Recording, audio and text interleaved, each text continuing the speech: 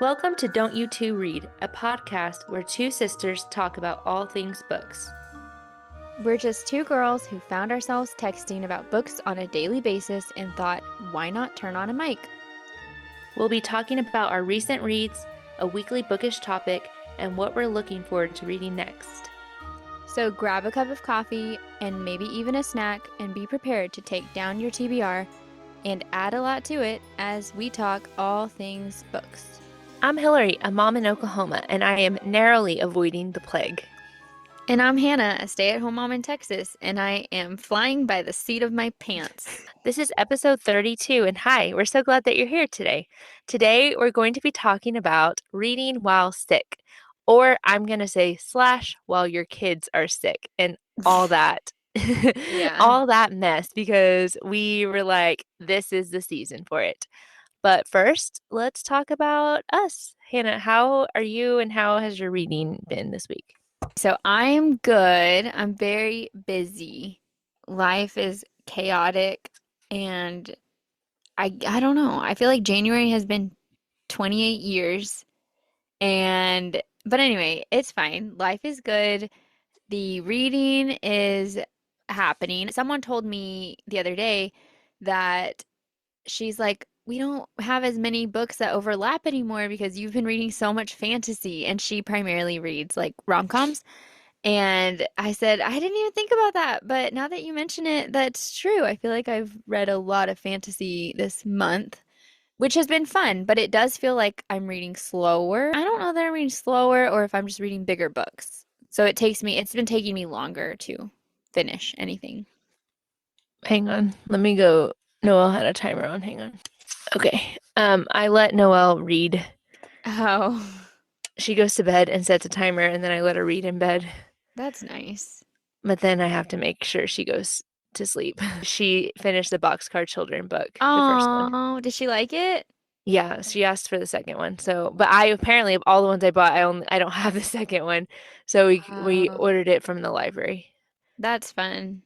Anyway, my reading has been good actually. I almost like almost 100% fantasy this month, like you. All different books than you, but one book has been under 500 pages. So Mm-hmm. the rest have been thick books. And I want to say most of them have been like 700 pages, but I love it. I just think I get so caught up in trying to read a lot and fast and stuff that I really think my sweet spot is in that 500 to 700 page. Like it's intimidating, but I just think those are some of my favorite books. Like I've said this 100 times. These shorter books, the 300 and under are consistently the lowest rated books for me, I think. For So, fantasy or in general? in general, I just don't I usually don't like short books or Mm. novellas. I just don't feel like there's enough time. Obviously there's an exception, but and I also feel like winter is kind of like the perfect time to like sink Mm-hmm. into a big chunky book just because like it's darker earlier and so you're not doing as much. Like kids are going to bed earlier and Yeah. there's just more time. I feel like in the summer there are a lot more activities out or kids are up later, so it's harder to sit and focus on a thick story. But Yeah. I've been enjoying that this month, just really getting into some deep fantasy worlds. It's just what I'm feeling right now, honestly. So anyway, it's been a pretty good month. I've been surprised. I've only had one book, I think, that I have not liked this month. So pretty good so far. But we're probably going to be number 2 because we're working on the Midnight Sun. So I Oh, don't know. yeah, I've been reading Midnight Sun for like wha- almost a week, and I'm 50% at this point, and I feel speechless because I feel like I've been reading it for a long time, and then I'm thinking, how am I only 50 halfway? Halfway? Guys, I have a lot. we're gonna have a lot to say about this. Or I very don't little. I I don't don't even know. want anyone else to read it. I'm like, No. don't even read it, please. Just, but I do want you to listen. Like, don't Yes. read the book, but listen to it because I don't want to like willfully put anyone else through this. It's bad. I don't know what brought that about. So, but we'll deep dive. That reminds me, I'll deep dive about why she did this. I want to Okay. know. Yeah. But I do want you guys to prepare your hearts because I don't want you to read it. I just want you to listen. So, anyway, on that note, Hannah, what is the first book you want to talk about today?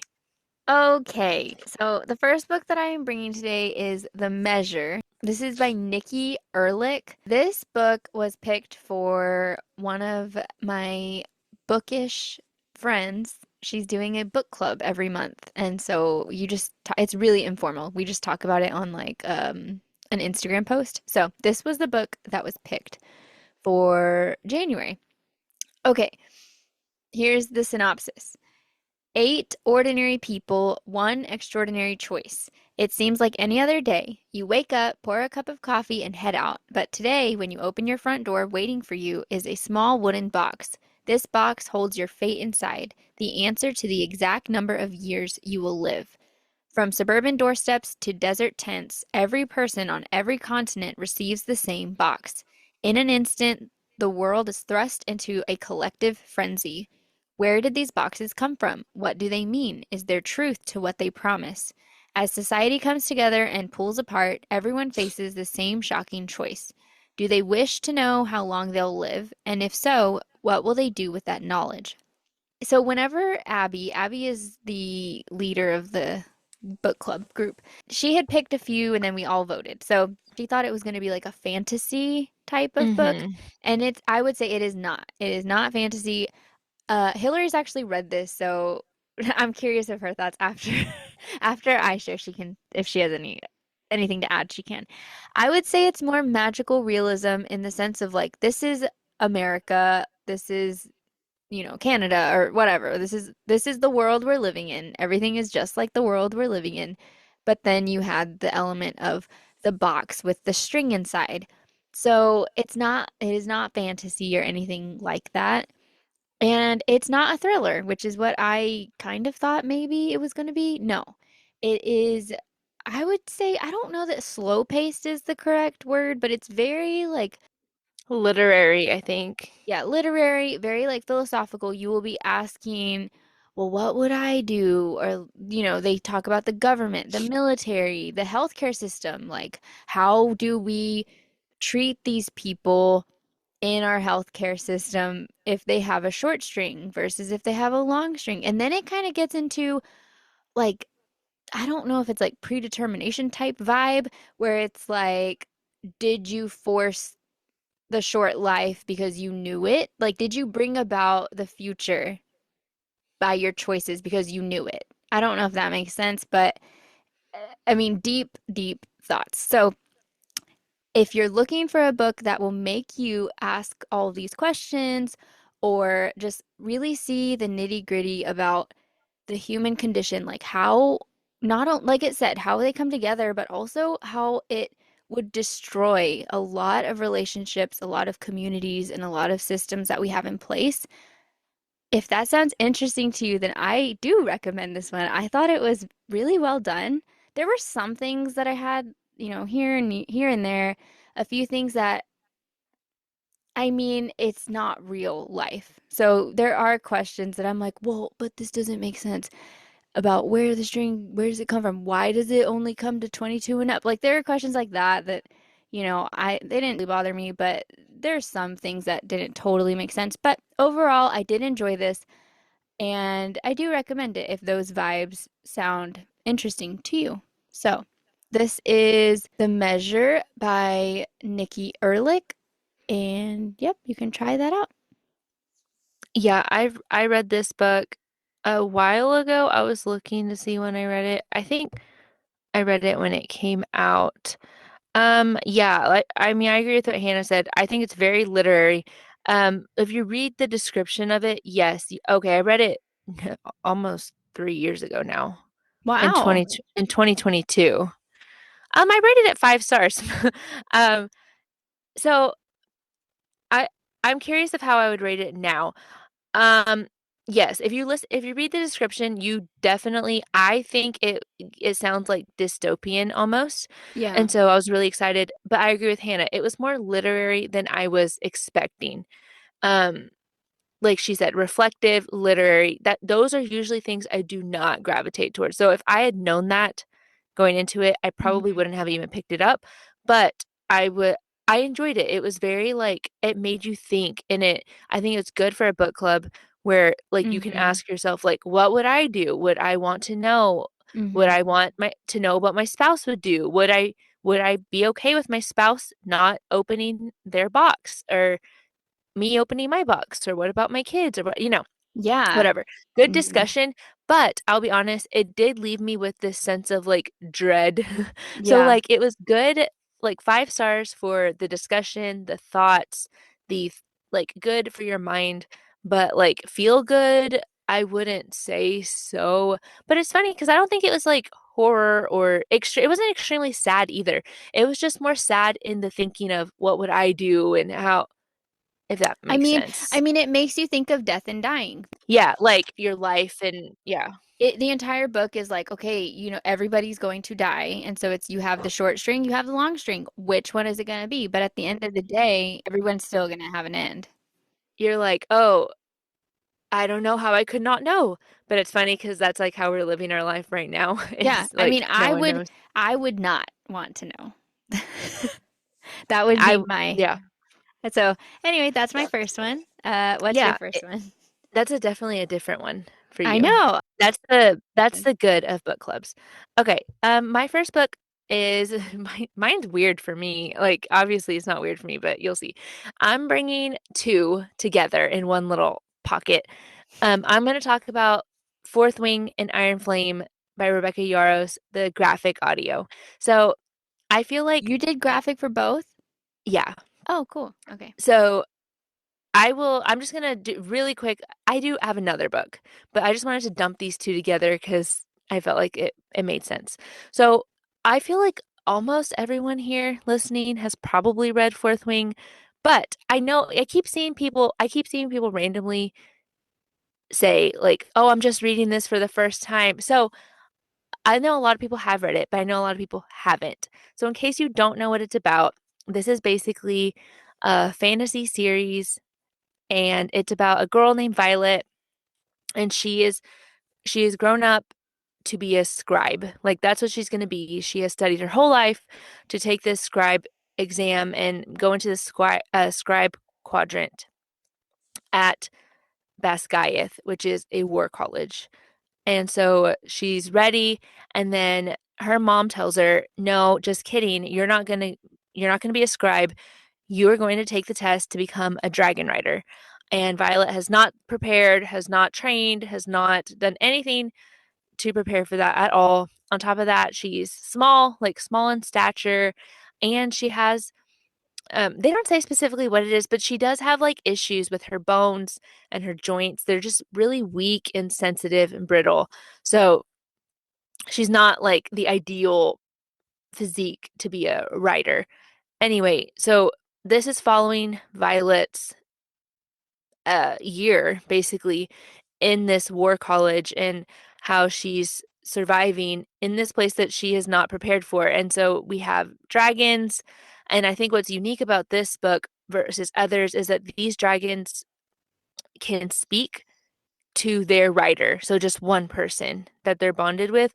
So I think that was a really interesting view that we don't see or we did not see very much until this book was that obviously we had books with dragons, but I think this is one of the first at least super popular Mm-hmm. books that has like a dragon speaking to the writer without it being goofy, without it being silly. Like, I wouldn't say this book is silly or goofy at all, but I loved it. I think that's like one of my favorite parts of the book was like that bond and that talking, the communication with the dragons. That I loved it.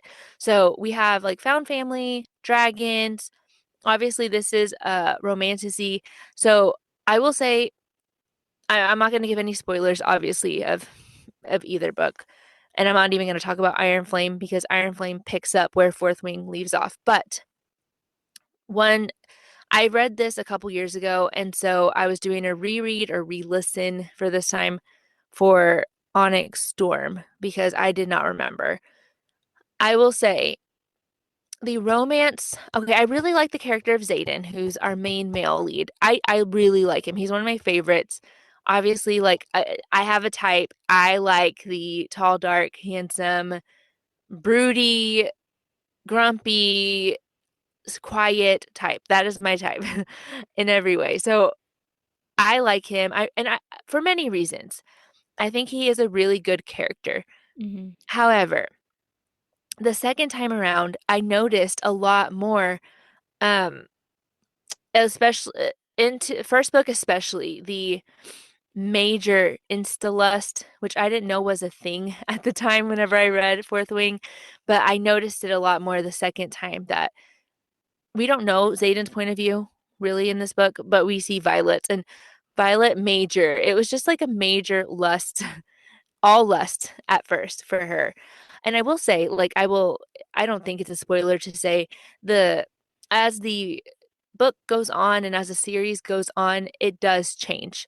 Like, that does change. It does develop into a deeper, like, she grows to like him for him, like truly, truly who he is.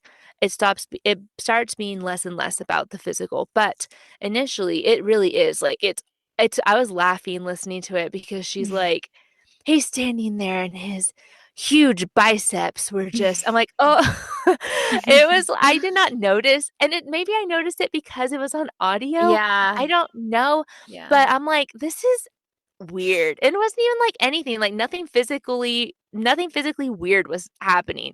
It was just Mm-hmm. like how they were talking about it, like his massive biceps and I'm like, and his abs so firm that he could like I don't even know.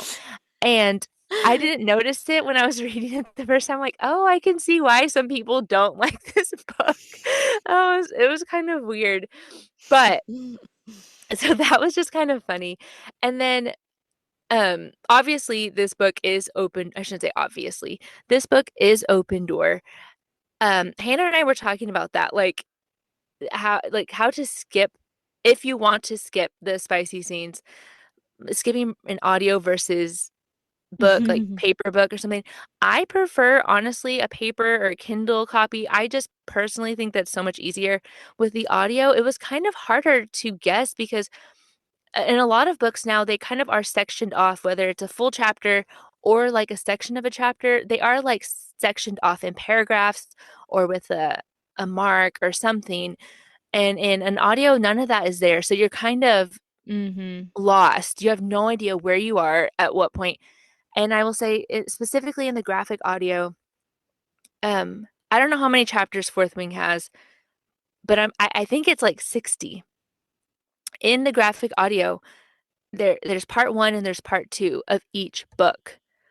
And so in the part one of Fourth Wing, I think there's 8 chapters in the graphic audio, which in the book that covers probably around 30 chapters.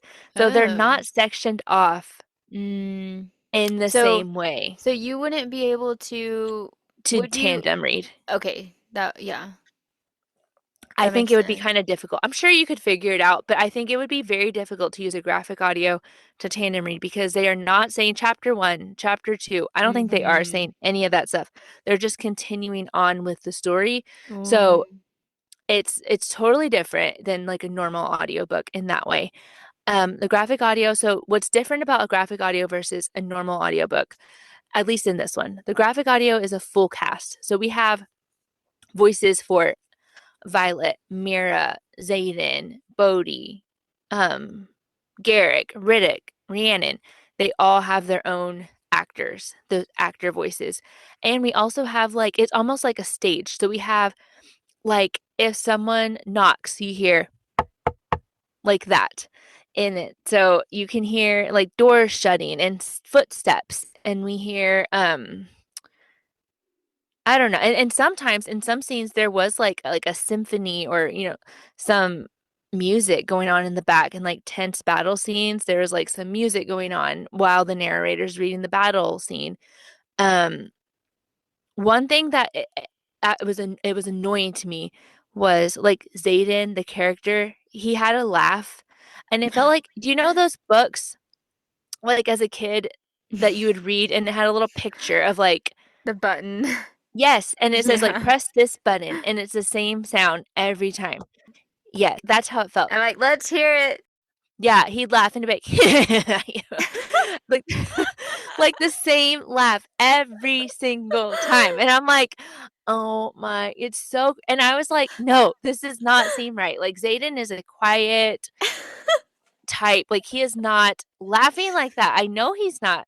Like I know he's not like it. I didn't like it. So there's just some things that I did not like. And then what else did I not like? There was something else. There are just some mannerisms like that. And I wished I could record it and play it for you guys. I fear that I would be copyrighted. But I wanted to. I wanted to play some examples for you guys because Oh it man. is interesting. It was interesting. Um, I will also make a note because, I'm trying to be very transparent with you guys.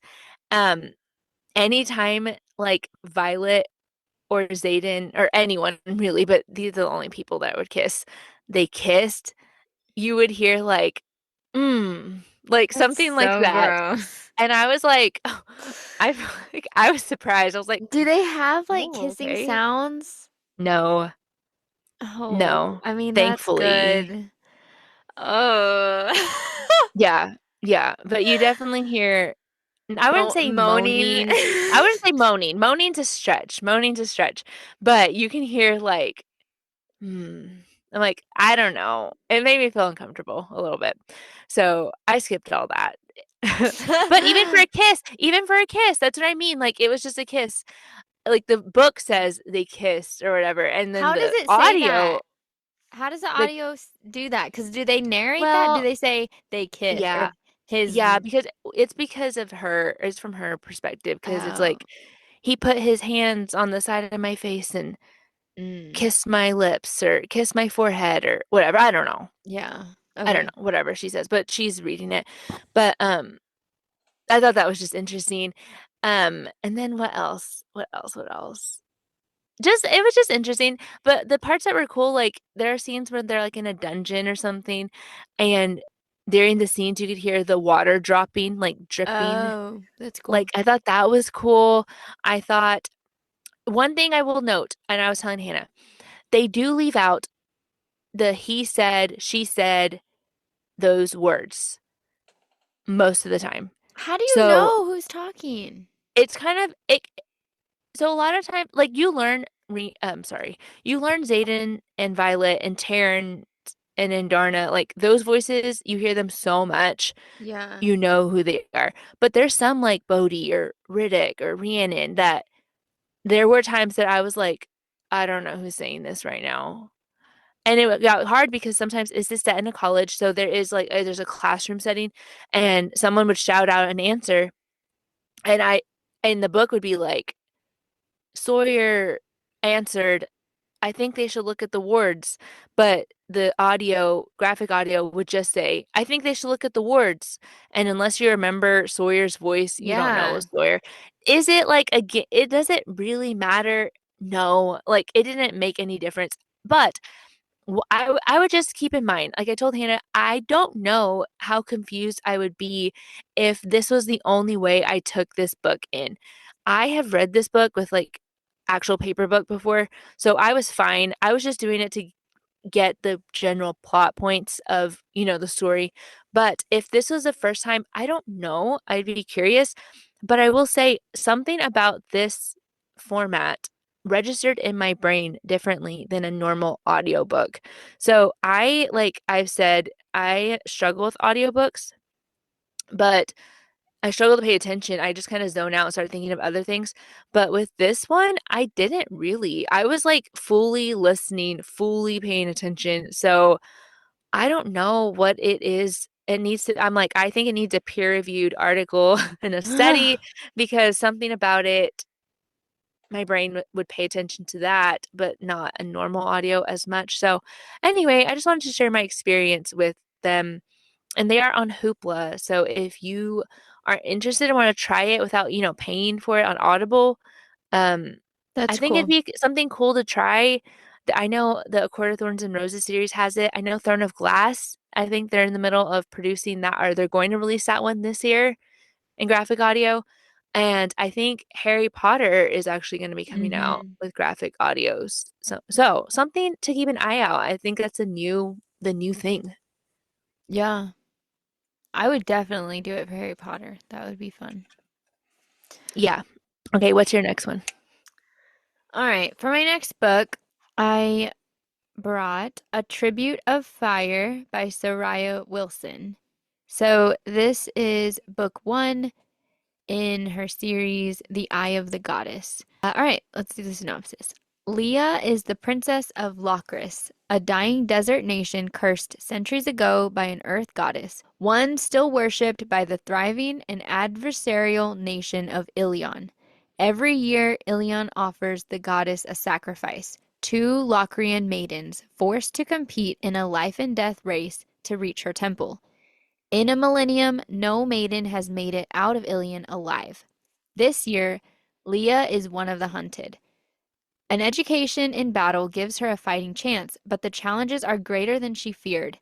Leah's beloved but untrained sister, Quinn, has been put in the path of danger. The winding streets of Ilion itself have been transformed into a labyrinth maze of countless choices and dead ends, and if the risks weren't significant enough, Leah is reluctantly drawn to the commandingly attractive Jason, an Ilian sailor she loathes to trust and desires like no man before. The tribute game is on. It's up to Leah to lift the goddess's curse, restore Locris to its former glory, and change the fate of every young woman destined to follow in her path.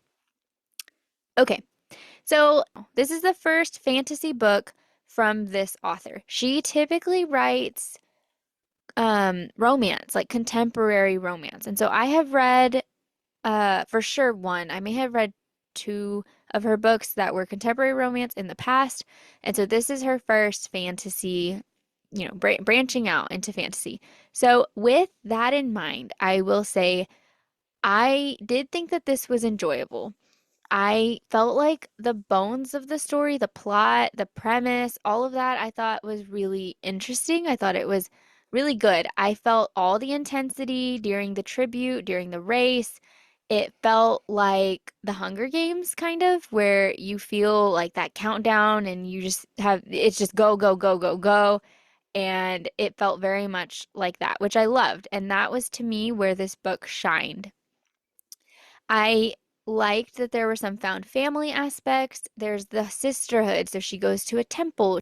Because it's like the temple and the goddess, and all of that was very heavy in the book, those themes. Priestesses, acolytes, goddess worship, activities at the temple. I don't know. I don't know. It's just me, probably. I didn't love the spiritual vibe direction that the plot had, but I think that it was just because I was getting a little confused about like the prayers and the dreams and like I'm kind of like when I was reading Divine Rivals where there's like all this talk of gods and goddesses and I'm like, is this actually a thing in the book or is this just an idea, like a myth? I couldn't tell. I don't know. And at some point you do, I think, get that answer. But a lot of the book, I was like, is this just like an idea, like a mythological goddess that we're talking about? Or is she like actually a being that's going to be in the book? So I think that we'll get more answers later. So in some ways, I have to give book one in fantasy series, I have to give them some slack because I know we don't get all the answers in book one. So that was just some of my thoughts there. Now, where the book for me flopped, and I don't, it's not like a flop, but for me, the romance in this book, I did not like. But I know a lot of people did, so I will say that. The reason why I did not like the romance in this book was because we have our Jason, and he is the sailor that the synopsis talks about, and he has an instant connection with Leah, but they have like this weird enemy feeling, but at the same time, they just want to like physically be together in every way possible all the Mm. time. And so it felt like that was the entire focus of their connection. Anytime they could make out, it was that was what was happening. And then it felt like literally I was beyond 50% that they were having a conversation. And I thought, hey, they're actually talking. And this was beyond 50%. Other than that, I felt like they were just making out the whole time. So if you're not bothered by like a relationship dynamic maybe feeling too physical, then I think that you wouldn't mind. I just did not mesh super well with that. However, with all of that said, when I read the book, I rated it 3.5 stars. Looking back, because that was in October, looking back, I do think that that was lower than it should have been. And the reason why is that it might just be a case of just not my personal taste. I think it was well done, and I think my preferences is what pulled that rating down. Because I do think it was good. I liked where it was going, and it ends with a huge cliffhanger. And I've been thinking about this book several times since then and thinking, when does that book two come out? Like, I want to read book two. And so because of that, it made me think, okay, I think I enjoyed the plot more than I thought I did at the time because I keep thinking about it. So, yeah, this one is closed door technically. However, I've seen some people say it's open door. There's a lot of making out, and some of it is very descriptive, like awkwardly descriptive. So, just, know that going into it. And yeah, that's it. That is The Tribute of Fire by Sarai Wilson. Yes. Okay. This is the book that I was asking you about. Yeah. I've seen a couple people that said it was really good. So I saw I was already ready. Like I had it on my Kindle from Kindle Unlimited, and then I was like, oh, Hannah's read it. I need to ask her about it. Okay, So see, that's the thing though, is that I feel like you should. that's why you just need to read things without looking. That's why I think the Yeah, you downside of do. social I media know. or this is that sometimes you're like, this sounds so good, and then you're like, oh, never mind. Um, we'll see. Maybe I will eventually. And I just have so maybe much to read. I'll read book two when it comes out.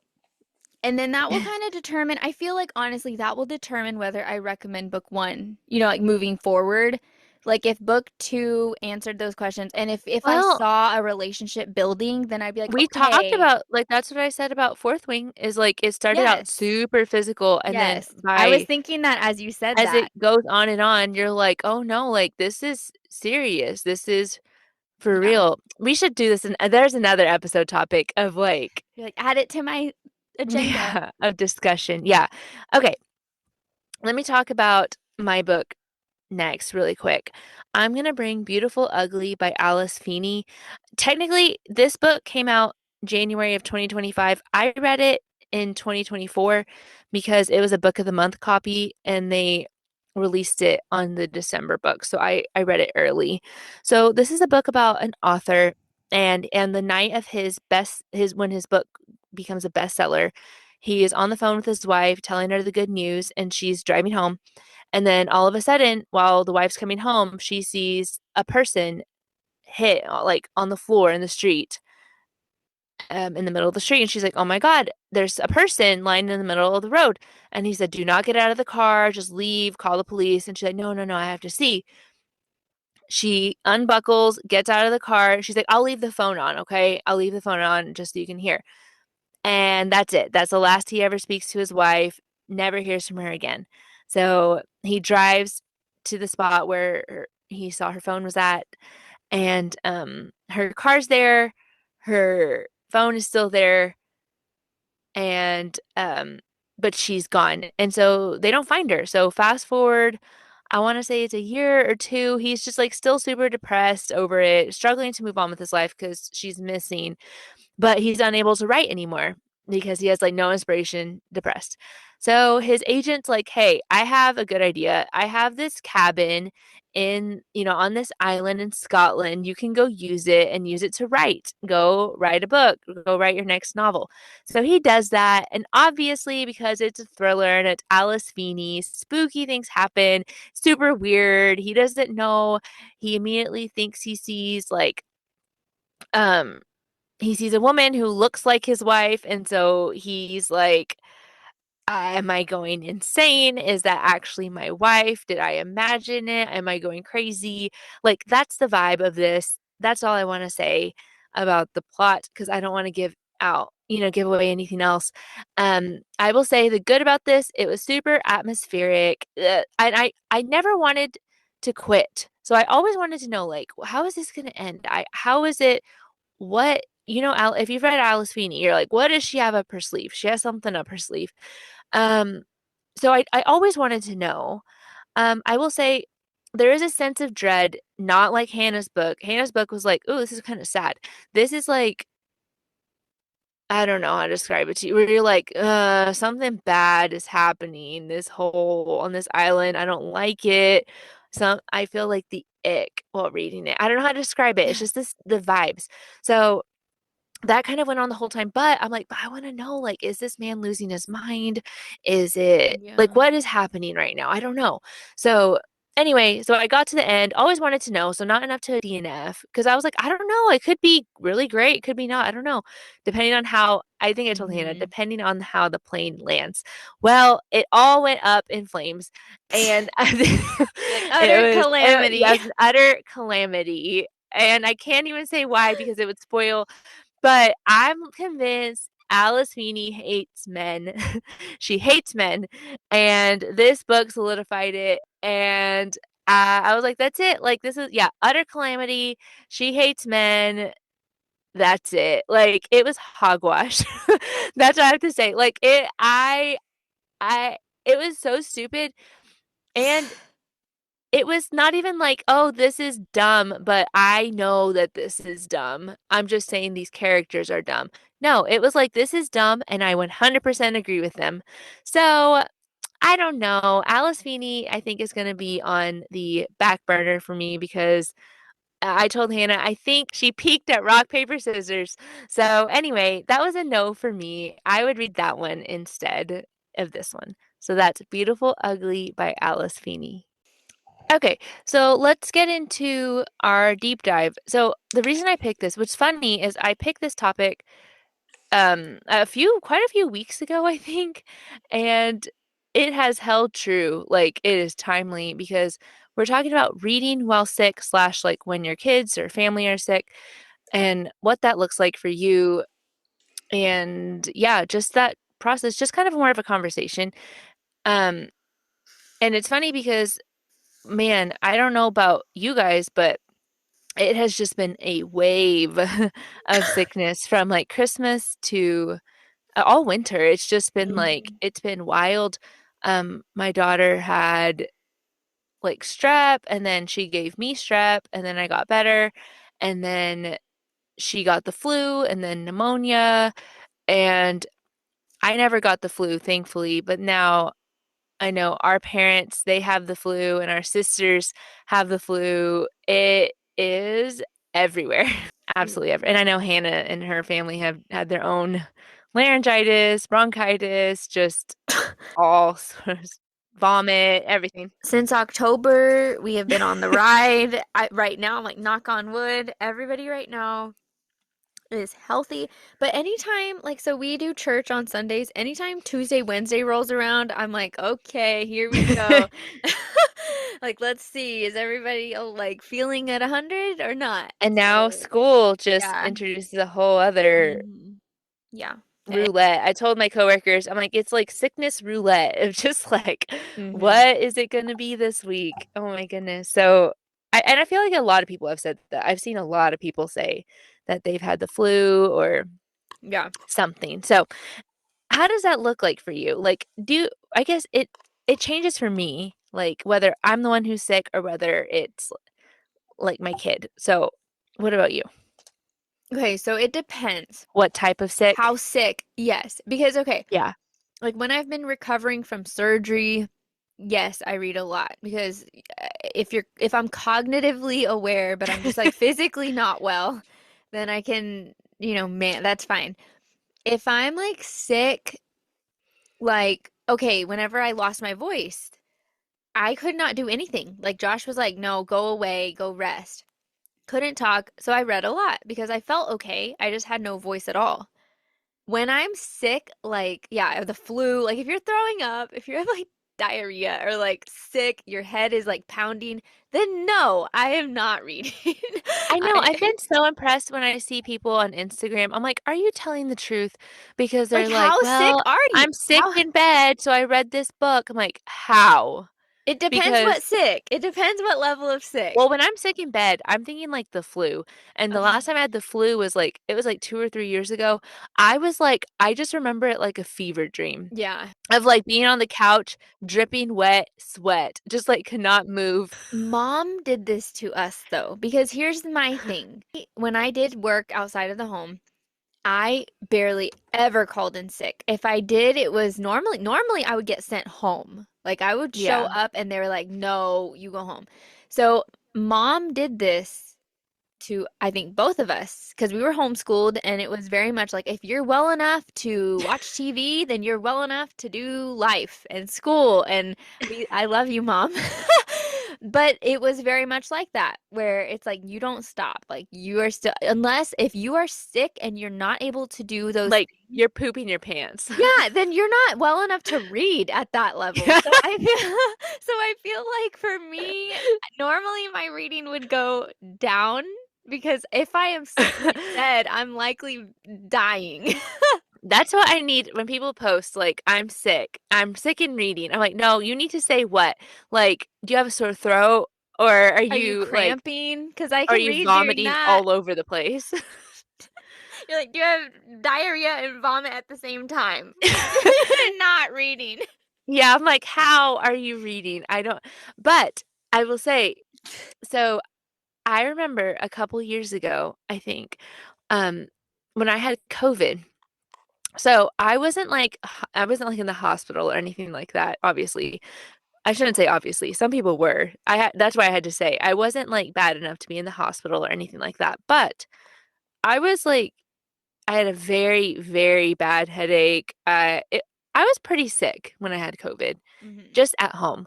Really did not feel good at all. And I that is when I read Part of Your World by Abby Jimenez. And to this day, I kind of wonder if my total like my strong feelings about that book Hmm. were because I read it while sick. Like honestly, and I've seen some people say that too, like whenever they make themselves read and they're really unwell, that they tend to not like the story as much. Hmm. So anyway, I just don't feel like I like personally, I struggle to focus on a Yeah. book. Um Yeah. because if I'm really sick, I am like I can't pay attention.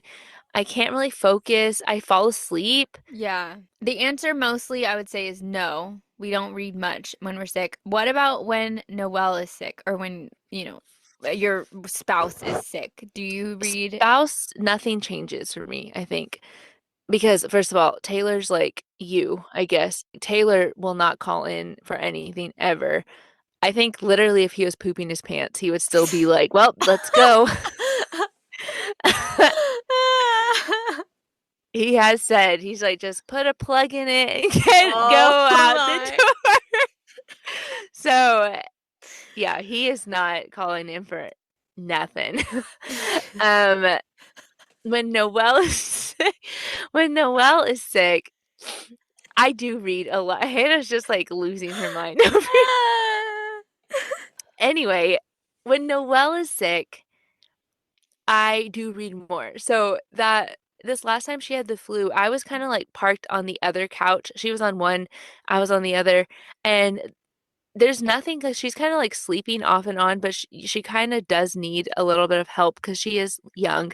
Mhm. And so I did read a lot more whenever she was sick because usually she has a movie going and sometimes I would get distracted and like, hey, I like this movie. Like we watched Tarzan or something, but Mhm. sometimes I didn't like the stuff she was watching. So that's when I would just like pound out the Kindle books. And I was gonna say, whenever I'm one type of sick that I do read more, I think, is when I'm like really congested and you go to bed and you can't lay down Yes. because you're so congested because you can't breathe. And then Hmm. after enough days, you're like panicked because you're like, I'm dreading bed because I know I can't breathe. Mm-hmm. And that's like finally the third or fourth night of that. I'm like, I've accepted. I'm not sleeping tonight. I'm going to sit up in my bed and read. And that's whenever I'm like sitting up and reading my Kindle. And that's Mm-hmm. usually when I finally fall asleep, finally. But Yeah. that is one sickness where, like you said, like you're past the fever, you've passed the vomit, you're just congested now and can't Mm-hmm. sleep. I think my Kindle is nice for that. But yes, when Noelle is sick, like sleeping or needing light care, I do read a lot. Whenever like she has had a stomach virus and we're like in this fever dream of her throwing up every hour on the hour. No, I feel Mm-hmm. like sometimes when I get to a point of such stress, I struggle to sit down and pay attention. And I think that's why I struggle to read. I don't know. Mm-hmm. That's why I've asked because I do see people that read when they're sick and I'm so impressed. I don't know how they do it. Part of me wonders too, because recently, which I ended up going downhill anyway, but recently, the most recent time I got sick, it was the weekend where it started to go downhill, and Josh was like, go lie down, go rest. And I had not totally hit the bottom of the pit yet. And so I felt well, like I was aware enough to read. So I did read a lot. Like I wasn't, completely down for the count yet. So maybe people are reading like before, like they're resting. But like I still have a little kid. The youngest I have is 2, and I don't, there's only so much rest that can happen for me because he still Mm-hmm. very much needs, everything. Zane, Anything. yeah. So the older one, he can pretty much do, like, he can survive and be fine and get snacks, or, like he can fend for himself well enough that if something happened to me and I had to be lying down, he could be okay. But the younger one, like I still have to do all the things. So that might be a factor too. When mine are sick, it just depends the level, like Hillary said. If you are just on vomit duty, then no, Yeah. there's not reading happening. When they're like too sick to do anything, but not sick enough to go like to the doctor or like to the hospital, When they're like sleeping all yeah, day. That's the then perfect elite sickness. I know this conversation sounds really terrible, but it's true. That's the sweet spot of parenthood is whenever the kids are sick enough that they're okay, but they're sleeping a lot. And you're Yeah. like, yes, I'm gonna get some Or yeah, reading where in. they just want to watch movies all day and you're like, okay, Yeah. yeah, like that's actually fine. But I'll be honest, those moments are few and far between. Hmm. Usually it's just all hell's breaking loose. Yeah, it's either like ER or they're fine. Yeah. Or she's being annoying because she just doesn't feel great. Um, so yeah, I guess like neither one of us read very much while sick. I think for me, it's just I think we've touched on this before in other episodes, just like realizing it's a time because usually when that happens, I'm like, I guess I'm not gonna read anymore ever because I've read nothing this week at all. Hmm. And it's just knowing like, no, you'll find something. You'll or sometimes whenever I'm not feeling great, a reread is great. Um, or something that he doesn't require, like a thick fantasy novel is not where it's at for something like that. Yeah. You definitely would need like, I don't know, like a little rom-com or like the Frida McFadden thrillers, something that, Hmm. is like a 5-page chapter and you can fall asleep and it doesn't really matter. Like it's totally Yeah. fine and you can jump back in and you're not lost. Yeah, I agree with that. For sure. I mean, like in sickness and in stress. Because for me, stress is very similar to sickness. If I'm Yeah. very, very stressed, I cannot read fantasy well. And I Mm-hmm. cannot read like sad thing. I don't know. Like I have a hard time focusing. I read very slow. I constantly pause and come back and go leave and come back. So Or like, reread yeah, sections. Yeah. yes. So for me, sick and stressed, in those moments I either watch TV or yeah, read a rom-com. Something that's light and short. Nothing that is going to be too too much. Yeah, I agree. So, for all of you that do read when you're sick, I am impressed. I would like to know though, like for other people, like do you read when you're sick? And if you do, I need to know what type of sick. But yeah, so let us know what type of sick and what type of reading. And I don't get grossed out, so you can tell me whatever. Like I want to know. I want to know your stories. Oh man. Do you have anything else about that? No. Okay, so let's talk about our short list. Do you have anything that you have coming up or what you want to read soon? Okay. My short list is a practical one, but also I'm excited. So, One Dark Window by Rachel Gillig. Oh, This you're gonna read it? I'm gonna try. Yes. Okay. This is for book club, my Houston book club. And I felt I would not pick this up by myself because it just sounded too creepy for me. However, I have had several people talk about this book recently that I know and that they know what I like too. And every single one has told me they think I will like it. So that's either a good omen or a bad one. We will see. But it's on my short list because I'm planning to read it and I have to read it soon. So, yeah. I'm so curious. I need to know. I need you to bring this one and then I can share my thoughts after you do because I don't want to influence anything you say Yeah, that or makes sense. think. But I'm so curious if you like this book or not. Is that for next month or February? Yeah, for February. Okay, so it'll be soon. Cool. Yeah. Okay. So mine on my short list is uh Curse of Shadows and Thorns by this whole time I've been typing TJ like a dummy. It's by LJ Andrews. The font had me confused. No wonder I couldn't find it for a long time. I was like, where the heck is this book? LJ Andrews. This book, it's a long series, guys. It is a, let's see, 9 book What? series. Yes, 9 book series. And it's the beginning work like this is a whole series. And then if you have heard of the book The Ever King, have you seen that Yes. everywhere? Okay, it's by the same author, and I believe The Ever King is a spin-off series of this one. So this Mm. was like the beginning work that this author did before The Ever King. Because then after The Ever King, we have The Ever Queen, which I've seen those on Instagram. I didn't realize they all came from this beginning series. I heard about this series from Books by Grace, and she just raved about all of them and said they are so good. This one, she said was no spice at Mm. all. Um, I believe as this series, which keep in mind there are 9, I believe she said like the second book may have like one chili pepper, maybe eventually two. I don't know, but it was like it was no to low for quite a while. I think maybe don't quote me on this, you guys, but I believe this series is the low spice. I think the Ever King might have more, Mm-hmm. but I'm not sure. But I believe this series is low spice. I'm not saying nothing, but low overall. I don't know.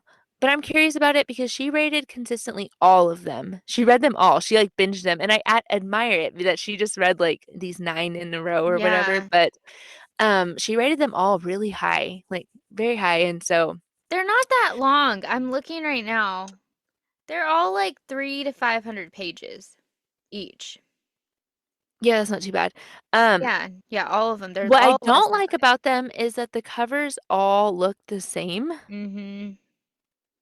and the names aren't my favorite. They're just like the typical fantasy confusing names. And then the covers are really confusing because they look very Exactly similar. the same. Yeah. Yeah. Um, but like they say, don't judge a book by its cover. Um, so I would like to try them because they sounded interesting by what she said. So, and then always, like I said, I'm always looking for a good quality fantasy that is, um, I shouldn't even say low spice. What I'm looking for, I mean, I want that, but I'm looking for good quality fantasy that is about politics and war with romance on the side. I think that would be a better description because when I say no spice, sometimes that leads to like middle grade, maybe a lot. And so that's not what I want, but I want the romance, just not, doesn't have to be the whole focus is the romance. So we'll see. I have high hopes about it. Yeah, I mean, that's you reading for the next year. I know I think You that's know, what has been my hesitation is like, oh, it's it's a 9 books. But commitment, but I know we said it. I said it and you did too, that this year we want to just read what we want to read. And if that means that it's a long series, like me rereading Throne of Glass, then, like you're just gonna read what you want to read, even if that takes time away from yeah, and other how stuff. like today I brought a reread. So Yeah, I'm gonna have to get creative on my books because the ones I bring because I'm in the middle of Throne of Glass, which are to me they're large. They start to get large, and then I'm like I can't bring like a book five, so I I think you can, honestly, because maybe I don't know. I told I want to I don't know know what I'm gonna do about next week. We'll see, guys. like if someone brings Onyx Storm, I want to know what they think. Yeah, but it's hard to do that. I have to be Yeah, you just skillful. don't, but it's easy. It's easy for you. So we'll see. We'll see, guys. We'll see. I'm gonna have to Because get I was creative. like, Iron Flame, I'm not gonna say anything about it. I'm like, Yeah, done. yeah.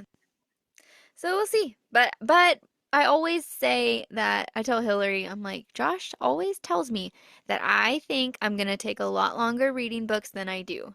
And sometimes they do take a long time, but a lot of times too, I'm like, well, I'll be on that book for the next month, and then I'm done in a week. So we'll see. I'm sure I will have something, and if not, I will go dig and find one that I want to bring. But yeah, that's it.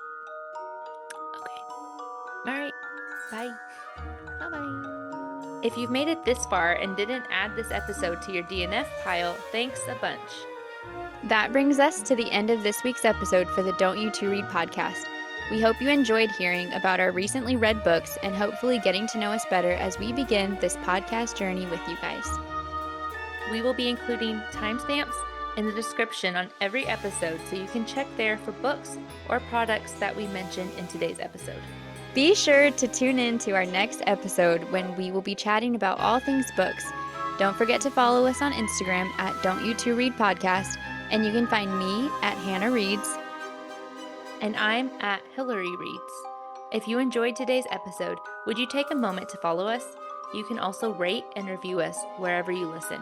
And as always, please share this with all of your bookish friends. Thank you so much for joining us today. Until next time, we hope you have a magical week filled with 5-star reads.